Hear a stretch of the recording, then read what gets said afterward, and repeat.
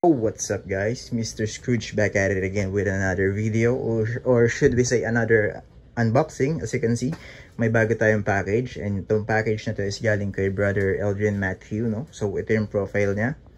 And ito naman yung kanyang shop, no? So basically, may pinadala siya sa atin, no? So meron siyang gift sa atin and bubuksan natin to. And papakita natin sa inyo. So, I think magugustuhan nyo naman to. So, papatagalin pa ba natin, no?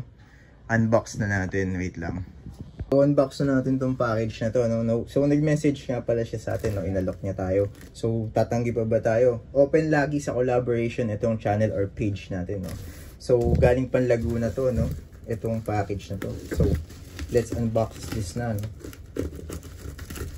Ang layo pa ng pinanggalingan nito. So, kailangan na natin ma-check agad.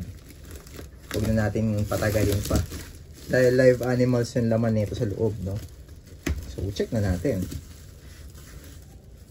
No? Wait lang. So, baka mamaya di natin alam, nag-overheat na sila sa loob. Kaya, check na natin. Secured na secured yung package natin, eh, no? Ingay ng aso. Sa kablang bahay. Ano ba naman yan? So, yan. Check na natin agad. Patagalin pa ba natin to?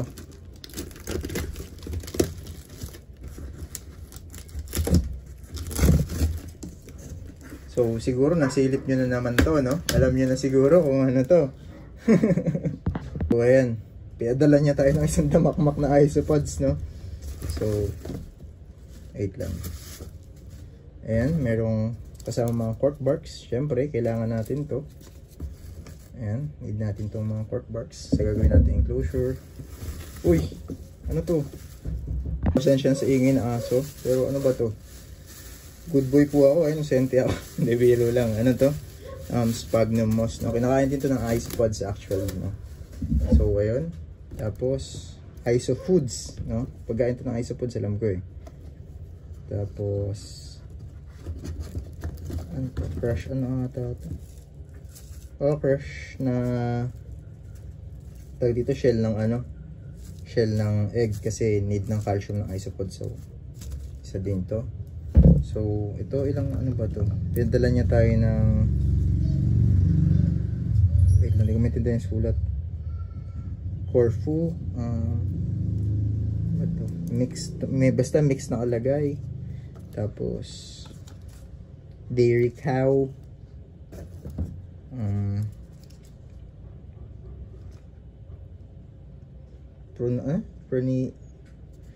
Provinosus, ano ba to? Mix. So, ayan. Tapos, red panda. And then, basta check ko na lang mamaya sa message niya kung yung mga pinadala. Ito, milk back. Hindi ko maintindihan kasi yung iba eh. Tapos, ito. Basta check ko na lang mamaya. So, basically, alam to. 1, 2, 3, 4, 5, 6, 7, 8. So, 8 SPs ng isopods. Ang dami, oh. Ang dami niyang pinadala sa atin. So, thank you, bro. So, wait lang, pakita natin na maayos. So, ayan lahat ng pinadala niya sa atin, no? So, thank you, bro. Eldrin Matthew, no? So, kung gusto niyo kumuha ng ganito kagaganda, ayun na, ayun yung mga isopods, oh. Magalaw-galaw pa, oh. Diba? Ang cute.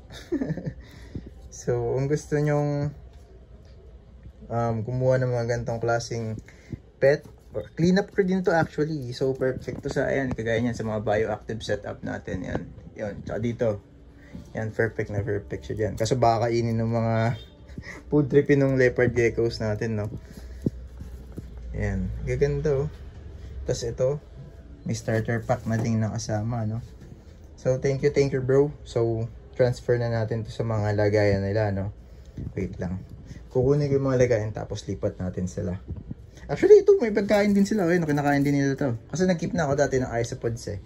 So, ayan. Wait lang. Na tayo ng paglalagyan nila para ma-transfer na natin sila, no? So, ayan, ang gaganda nila. Ay, wait lang. Anemone ata to. So, basta, ayun. Thank you ulit sa'yo, bro. Transfer na natin sila. Pakita natin kung ano yung enclosure nila. Actually, meron dito ang sample na enclosure. Pero, ito, ganito lang kalaki. Yan. So, lilipat natin sila sa ganun kalaking tub. And then pag dumami, lipat natin sila sa mas malaki, no? So ayun lang guys, kuha na tayo, lipat na natin sila sa mas maayos na enclosure. So ayun, naka-ready na yung mga enclosures nila, no? Sumisigaw, ano ba yun? May wala ata. So naka-ready na yung mga enclosures nila, no? So lalagyan na lang natin ng Coco Peat. Isa-set up na lang natin, no? Hindi ko na papakita or iisa-isain kasi masyadong mahabang process yun. Papakita ko lang paggawa na. A few moments later. So ayun, successful rehousing. Ayan, na-i-transfer na natin lahat ng binigay sa atin ni Bro Eldrin Matthew, no? So, ito yung profile niya. If gusto niyo kumuha ng ganito, chat nyo lang siya. Tapos, ito naman yung shop niya, no? So, wait nyo na lang din daw is dahil mag-release din daw siya ng mga shrimps and scorpions, no? Tsaka mga pet supplies. Supplies dito sa mga isopods na to, no?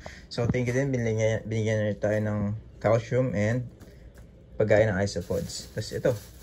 Yung good item. Hindi, joke lang. Yung sphagnum moss na magagamit natin sa isopods natin. And then, tag dito. Wait nyo na lang din pala dahil meron din siyang Shopee at saka TikTok shop, no? So, on process pa ata. Wait nyo na lang para mas madali makapag-check out, no? So, once again, thank you, Sir Bro Eldrin, no? So, Eldrin Matthew, thank you, Sir Bro.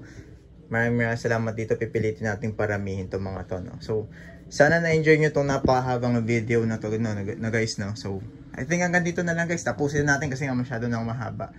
So, kontakin nyo na lang siya if gusto nyo kumuha ng ganito, no? So, hanggang dito na lang guys for today's video.